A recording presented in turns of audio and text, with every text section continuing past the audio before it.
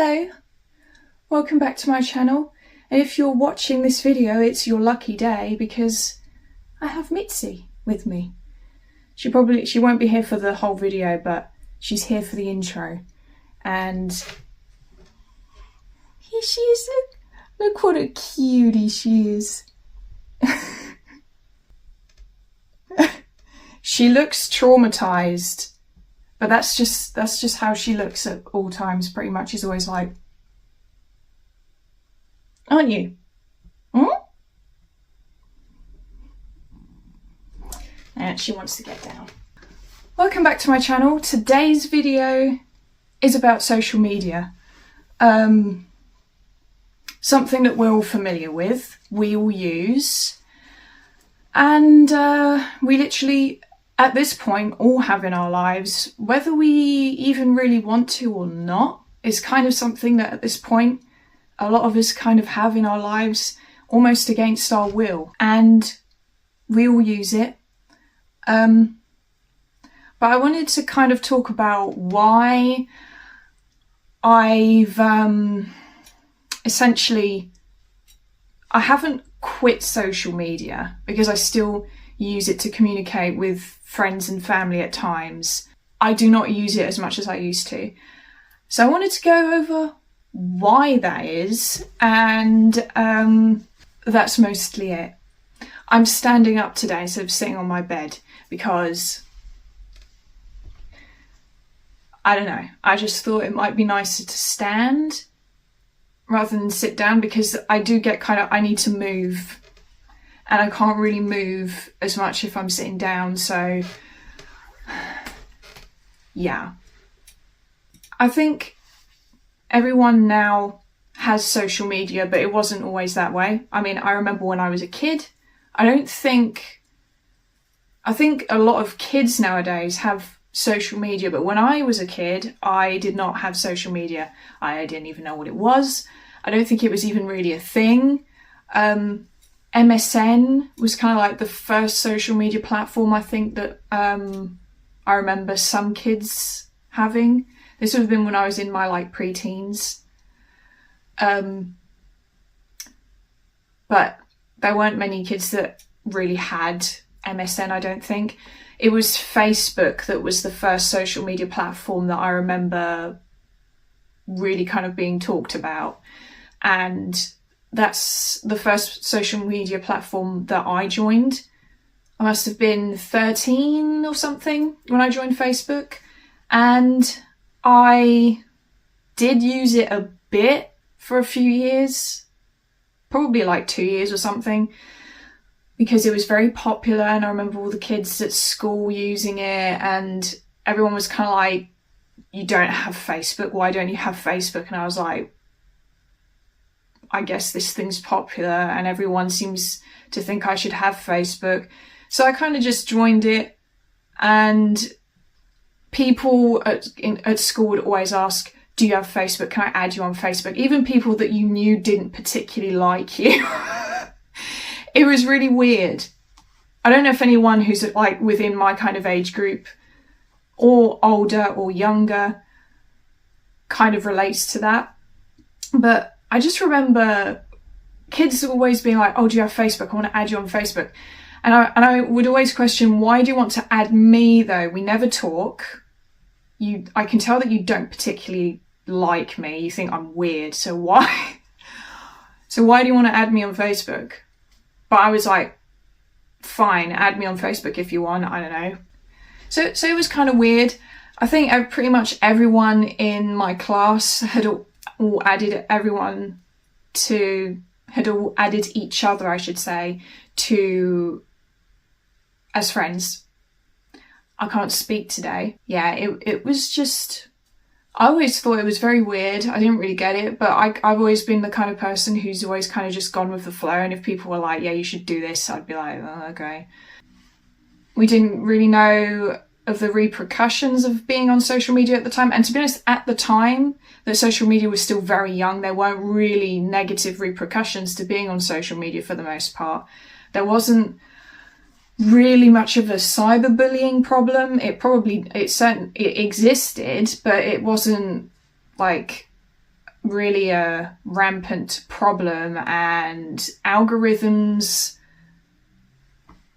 didn't really exist. I mean, when I joined Facebook, you just had your wall where you saw the posts of all the people that were your friends. There was no algorithm pushing posts from random people to you, you know? But social media has changed a lot since then. And now there's this, on all social media platforms, there's this thing called the algorithm, and it's completely designed to keep you on there for as long as possible, and it works. And it works very well. And I don't like it. You know, because I end up I was spending loads of time on social media platforms. But anyway, the next social media platform I joined was Twitter. I joined Twitter because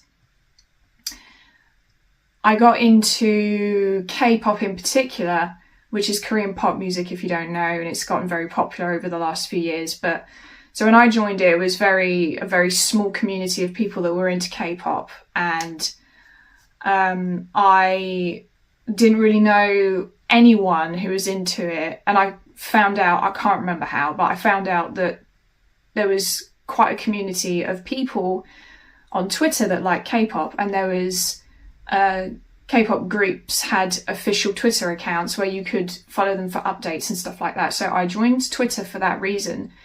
And I remember for the first couple years or so, it was kind of cool because there was this community of people that had the same interests, and we were all, you know, exchanging our thoughts on new K-pop comebacks and new song releases and stuff like that. And it was all fun. And I've also made some of my best friends through being in the K-pop community on Twitter. So it was a very fun experience while that all lasted, and then things kind of just got out of control as K-pop became way more popular and social media became this thing that everyone was using and everyone was spending a lot of time on it. Well, not everyone, but most of us were spending a lot of time on it. So social media has had some positive impacts on my life. And I think it's very hard nowadays to maintain relationships with people if you're not on social media, especially if you're a young person. Because I think for older generations that literally spent the vast majority of their lives without social media even existing or being relevant, I think a lot of older people have kind of maintained a system of communicating with people and staying in touch with people without really having to use social media. So many young people a lot of us don't seem to know how to meet people or interact with people without using social media, which is quite sad. So it's a tool that is just a massive part of people's lives, but I'm in general just very sick of it. It's just very it feels like it's taking over too much of my life and my time, and I don't like that, because it doesn't feel like there's meaning or purpose to it, if that makes sense. Communicating with my friends through social media is fine, and that's the reason I still have social media, is for that purpose. It uses up a lot of energy posting on social media all the time, and I don't have the energy for it, and I don't know. I have just never really been able to maintain posting on social media a lot.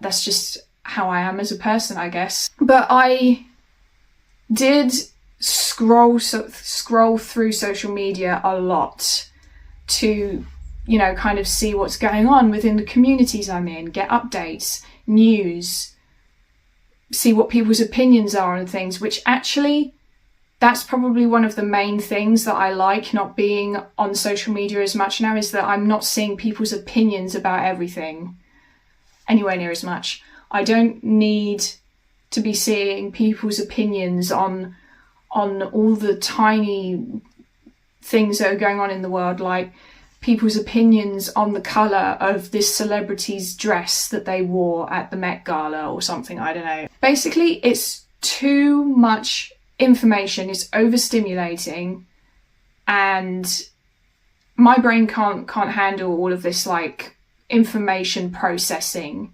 every single day of my life. So that's why I just got really tired of social media in general, and I left Twitter. I don't have a Twitter account anymore. And the other reason I left Twitter as well is because it became very toxic on there, and it had been for a lot of years. Twitter is, in my opinion, the most toxic social media platform. It's the worst one. Instagram is getting bad as well, but Twitter is horrible. I would never go back there. And it's not like I experienced people cancelling me or anything like that on Twitter, but what's horrible about it is the algorithm always pushes negative news, negative tweets that go viral. There's just this negative energy everywhere. What you see on social media, on Twitter, is always the negative stuff being pushed at you. And I'm starting to see that with Instagram as well. For some reason, it's now doing that, where the algorithm keeps pushing all this negative stuff. Even if I'm trying to just skip through it and not watch it, it still keeps showing it to me. It's very annoying. So I do also have Instagram, and I use Instagram to interact with my friends mostly, because we used to interact on Twitter, but because I left Twitter, because I really wanted to leave Twitter, I was really fed up with it. We moved to a group chat on Instagram, and that's how we communicate. But I would like to delete Instagram as well, because I spend, for me personally, too much time on Instagram Reels, because it's just so addicting. All of this short form content is really addicting, and I completely understand people that spend hours on there. I spend maybe like 30 minutes to an hour on Instagram Reels at one time in one sitting, and I'll be like, that's 30 minutes to an hour of my life gone. And it's because of the dopamine. Short form content gives you a lot of dopamine, but the thing is as well is that because it's all short form content, there's a lot of, within the span of 30 minutes, you are absorbing a lot of information, and it's always stuff that has nothing to do with each other. You know, you go from an Instagram reel about cats or something, and then the next one is about some sort of political situation or something, and then another different political situation. And to be honest with you, I kind of want to try and remove myself from a lot of the political debatory stuff that's going on, because it's just too much of it, and there's so much news and information every day. It's impossible to keep up with all of it, so I don't even try anymore. I don't even try, and I don't seek any of it out. It's not that I don't want to be informed about things going on, because I am remaining informed about things that are going on, because I have one friend in particular that likes to share information about stuff that's going on, and she's like my main resource of information. Sometimes, on the radio, my mum hears things. I also come across stuff every now and then on other platforms. There's always other ways to come across information. I just don't want the sheer amount of overwhelming information that I was always getting on a daily basis through being on Twitter and other social media platforms. So I've limited it down to 3 outside of YouTube, which to me is still too much. I have a Blue Sky account, but I never use it. Literally, I never open the app, so I might as well delete that account. And then I'd be down to two: Facebook and Instagram, and YouTube, if you want to count YouTube as a social media platform, which it technically is a social media platform. I feel like my attention span had gotten worse as well, and it's not like my attention span has gotten much better, because I'm still spending loads of time on Instagram Reels and YouTube Shorts. So I'm going to have to just find a way to stop myself from going on Instagram Reels and YouTube Shorts. I don't know how that's going to work out though. I don't think that's going to work out very well, because I don't have very good willpower. It's a struggle. The other thing with social media is a lot of it is very fake. I've just been searching for authentic content and people on social media, and I found that actually on YouTube there's quite a rise in like authentic kind of style content with sort of not too much editing, and people kind of just talking at the camera, not really putting on a sort of persona in front of the camera, which I'll be honest with you, I'm not capable of putting on a persona. I know that if I was to do this YouTube thing while putting on a persona, I would just get tired very quickly and I'd have to stop. Which is why from the beginning I'm just trying to be authentic and just be me and just talk at the camera like this, because it's the only way I'm going to be able to do this. It's the only way that I can do this that feels right for me as well. I want to really limit social media so that I can really kind of take control and limit how much negative stuff I'm seeing, how much bad and honestly kind of upsetting stuff I have to see. And I don't mean upsetting as in like there's something terrible going on.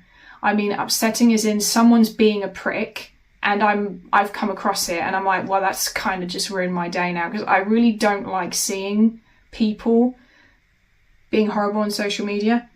The other thing with social media as well, and this is part of what bothered me the most, is it's become very accepted on social media to just be horrible to people and clap back at people in horrible ways, and just, I don't like it. There's people that act a certain way on social media, and I sit there and wonder, would you really respond that way to someone in person?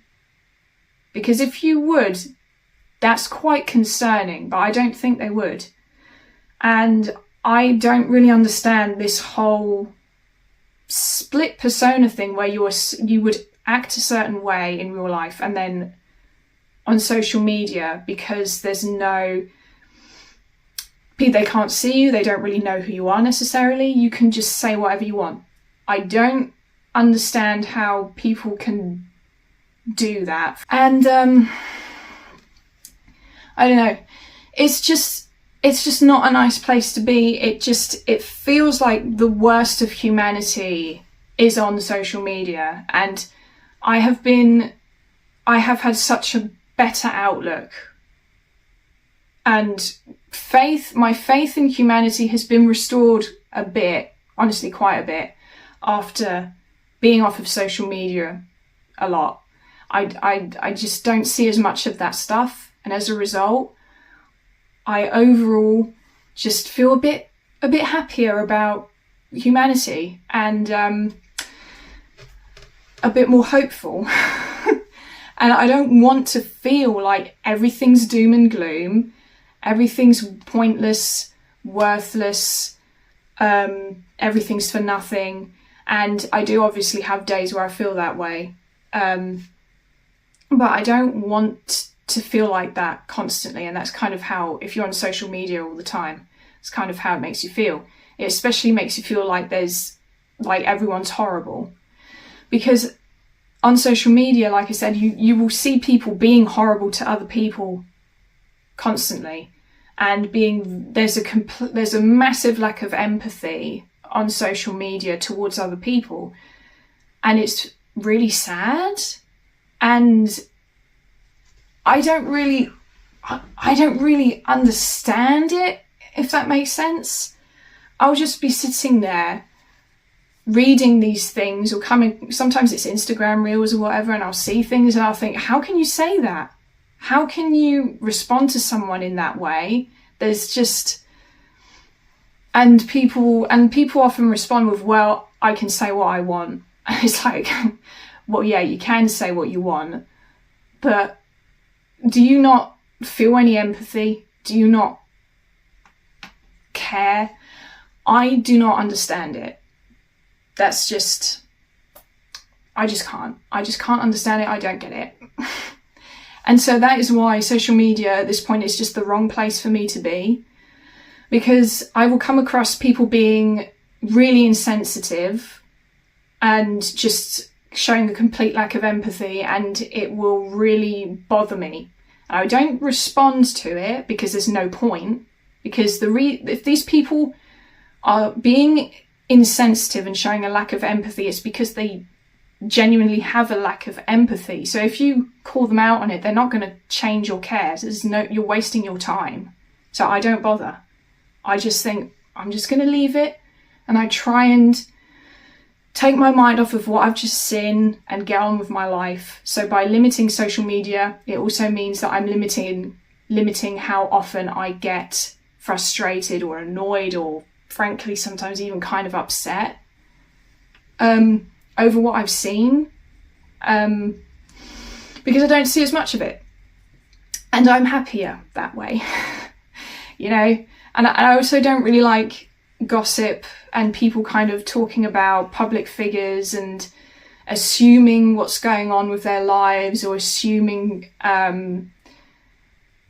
you know, stuff about people that they don't know on the internet. I don't like stuff like that. Obviously, I'm putting myself in a situation here, especially where I'm on the internet and people can judge me.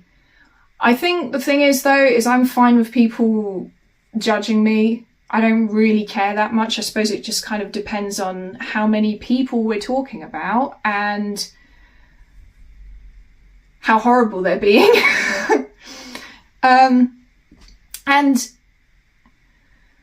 as long as I stay off of like Instagram and Twitter, I will not see the worst of it. And the other thing with social media as well is fear of missing out, which is something that I've actually had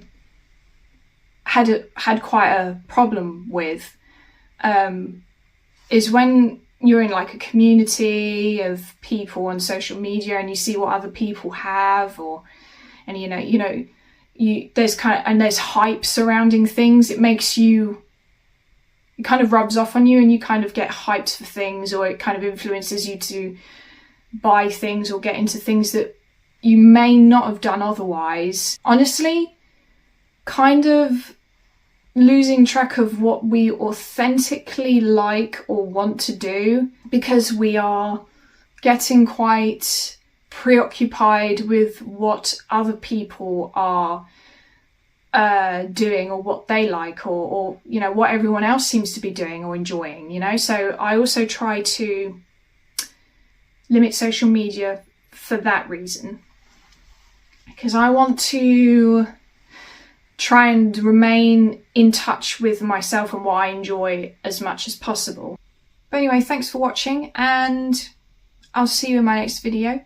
I don't know what my next video will be about yet. And I did say that I would be posting 2 videos per week, or try to, but I've kind of been failing at that. So we'll see how things go, but I have got my gaming channel now, my second channel, and I have posted a video on that. And because I've got 2 channels now, I don't know how I'm going to navigate that just yet properly. We'll see. But anyway, thanks for watching, and I'll see you next time. Bye bye.